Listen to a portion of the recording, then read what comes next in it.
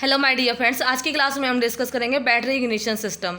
जो spark ignition engine battery को use किया जाता है, बैटरी इग्निशन सिस्टम को यूज़ करा जाता है। तो इसमें क्या किया जाता है, जो स्पार्क प्रोड्यूस होती है with the help of battery से प्रोड्यूस करी जाती है। तो इसके कुछ कंपोनेंट है, क्या क्या यूज़ होने वाले। सबसे पहले तो बैटरी रिक्वायरमेंट होगी जो कि 6 से 12 वोल्टेज की प्रोड्यूस करेगी।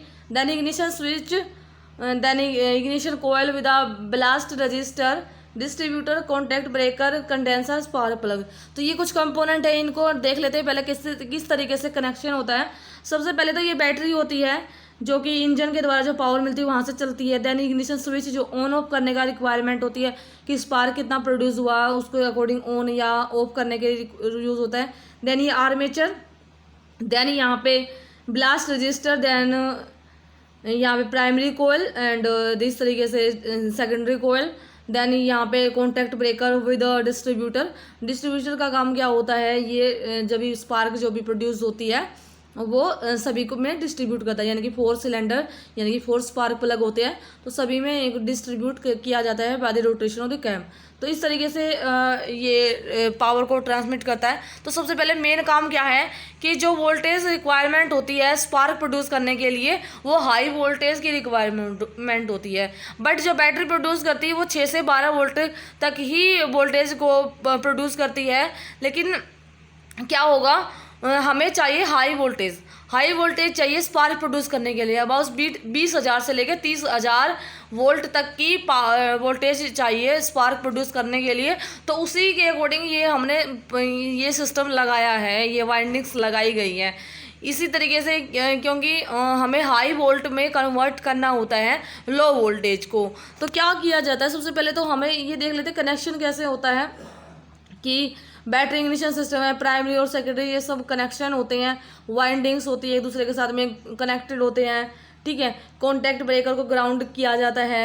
देन जो कंडेंसर होता है वो पैरेलल होता है कॉन्टैक्ट ब्रेकर पॉइंट्स के।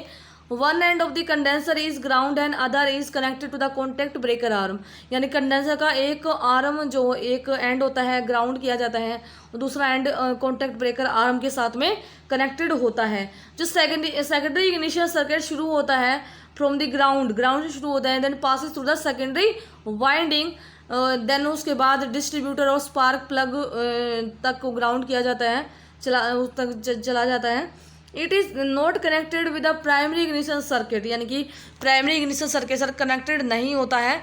जो अलग अलग सिस्टम यूज़ होते हैं जैसे कि बैटरी का काम क्या होता है, बैटरी प्रोवाइड करती है electrical energy for the ignition के लिए बैटरी इलेक्ट्रिकल एनर्जी ट्रांसफ़र करती है। It can B charged bye dynamo driven by the engine के द्वारा जो डायनामो जनरेटर चलता है वहाँ से बैटरी चलती है, इलेक्ट्रिकल इग्निशन या इलेक्ट्रिक एनर्जी प्रोवाइड करती है। तो ये बैटरी जो होगी इलेक्ट्रोकेमिकल रिएक्शंस होंगी जिसकी वजह से केमिकल एनर्जी इलेक्ट्रिकल एनर्जी में कन्वर्ट होगी। देन हो गया इग्निशन स्विच की हेल्प से इग्निशन सिस्टम को स्विच ऑन एंड ऑफ कर सकते हैं।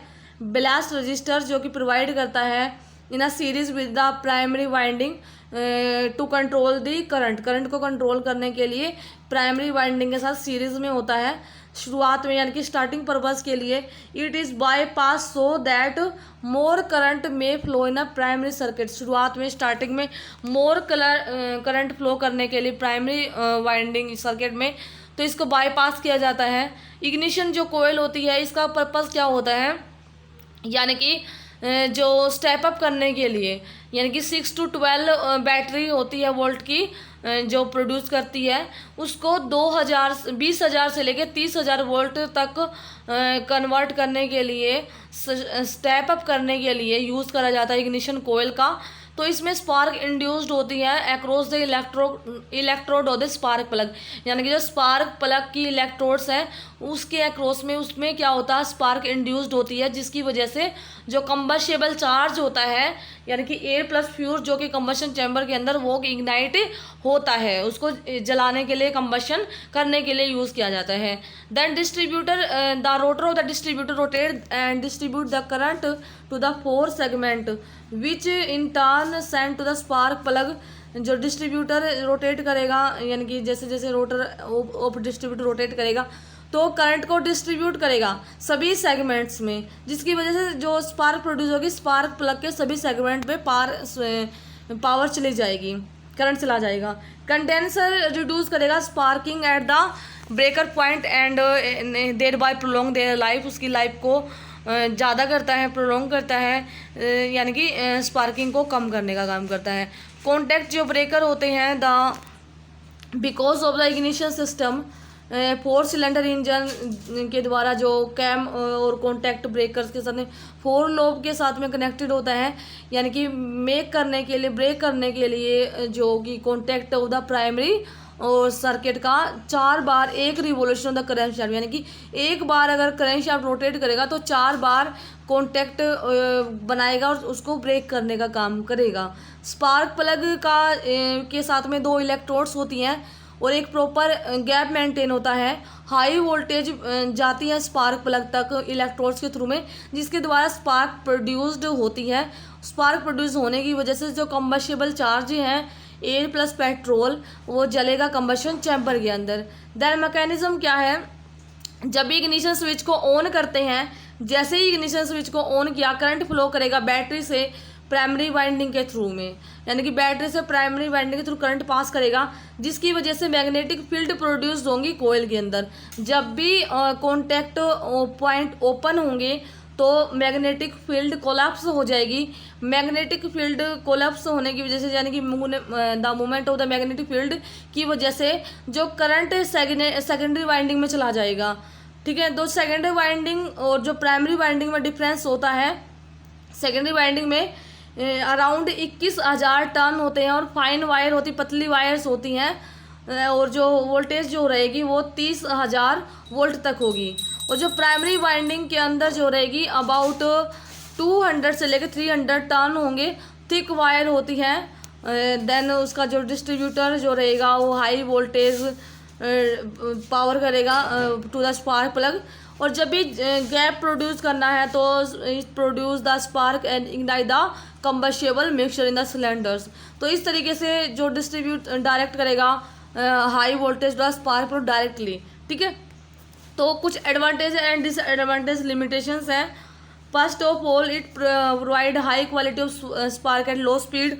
एडवांटेज तो यही है कि लो स्पीड पर भी हाई क्वालिटी, अच्छी क्वालिटी की स्पार्क प्रोड्यूस करता है, सस्ता होता है, मेंटेनेंस कॉस्ट वेरी लेस होती है, मतलब अगर देखा जाए तो। बट जो बैटरी है उसकी कॉस्ट ज़्यादा होती है और बैटरी को मेंटेन करने की कॉस्ट ज़्यादा होती है। It can be used easily in bus and cars में यूज़ किया जाता है। लिमिटेशंस क्या है, primary voltage decrease the engine speed increase, यानी कि इंजन की स्पीड जैसे जैसे बढ़ेगी ऐसे ऐसे प्राइमरी वोल्टेज कम हो जाएगी। मेंटेनेंस कॉस्ट बैटरी की ज़्यादा लगती है। Engine can not be started if the battery is discharge, अगर बैटरी में चार्जिंग नहीं है, बैटरी चार्ज नहीं है तो इंजन शुरू नहीं हो सकता। ये था battery ignition system. I think आपको हेल्पफुल लगा लेक्चर। अगर वीडियो अच्छी लगी है शेयर करना। मिलेंगे नेक्स्ट वीडियो के साथ में। Have a nice day.